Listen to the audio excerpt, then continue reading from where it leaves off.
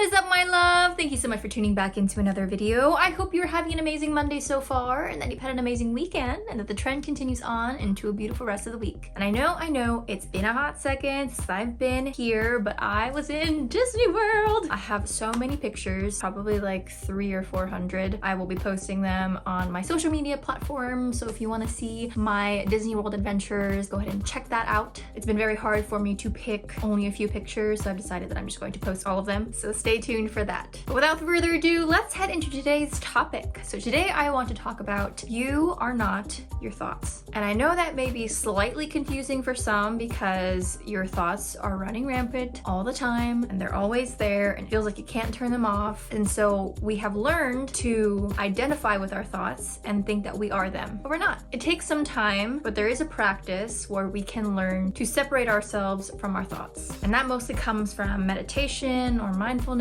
or awareness and recognizing that our thoughts are just voices in our heads that we think are us. I'm reading this book right now on positive intelligence, and it basically is talking about saboteurs, which are these voices which we have identified as ourselves, which are our thoughts. And there's 9 different saboteurs, but the main saboteur is the judge. The judge oversees all, and the judge is constantly running. It's the strongest. But on the flip side of the saboteurs are the sage, and that is actually who we are. That is the aware, empathetic, kind, compassionate version of ourselves that gets bogged down by these saboteurs. And reading this book, it's making me really realize that I have identified with my saboteurs for so long that I have learned to believe that they are who I am. But really they're just the fear, the perfectionism, the judge, the criticism that has colored my mind and has sabotaged my own self for so long. It's quite a long process to begin to separate yourself from your thoughts and to take a step back and realize that you can observe your thoughts and observe what's going on in your mind and not completely believe or identify with them. So an example may be, let's say you're running late for a meeting and the thoughts that come up are, oh, I should have planned better, I'm so terrible, and then feeling guilty for that happening and feeling anxious about being late and for your boss or your fellow employees to hate you because you're late. All of these thoughts are happening and that's all your saboteur. They're all leading you to believe that you are all of these terrible things. But when you're operating from your sage, you can name these saboteurs and you can label them by saying, oh, that's the judge that's harshly criticizing myself, or that's the stickler that's being so perfectionistic and trying to be everything all at once, or that's the hypervigilant who is so based out of fear and self-doubt that it always thinks something is going to go wrong. And after we've labeled those saboteurs, we can empathize with them. We can understand where they come from and we can know that we are not those thoughts. Instead of having a reaction, we can choose a response. And like I said, it takes a lot of practice. I don't think this is one of those things that you can ever really perfect. I think those thoughts are always there, but the more that we do it, the easier it becomes to manage these uncomfortable or negative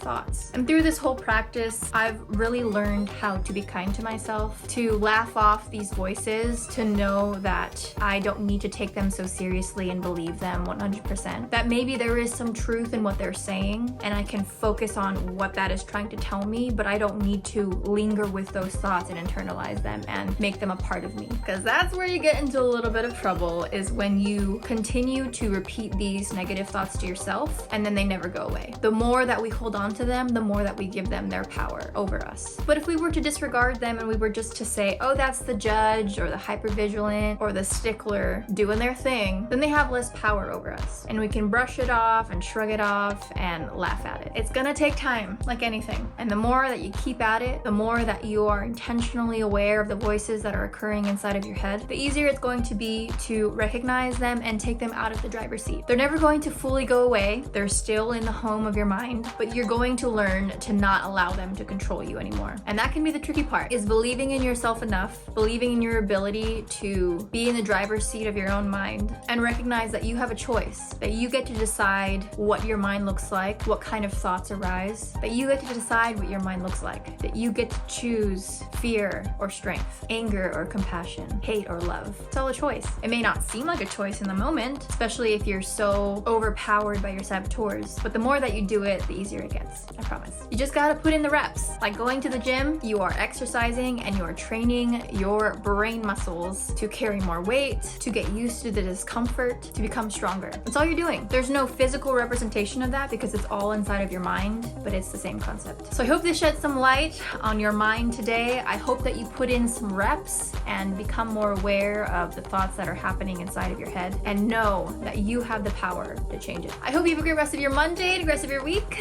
and until next time, bye.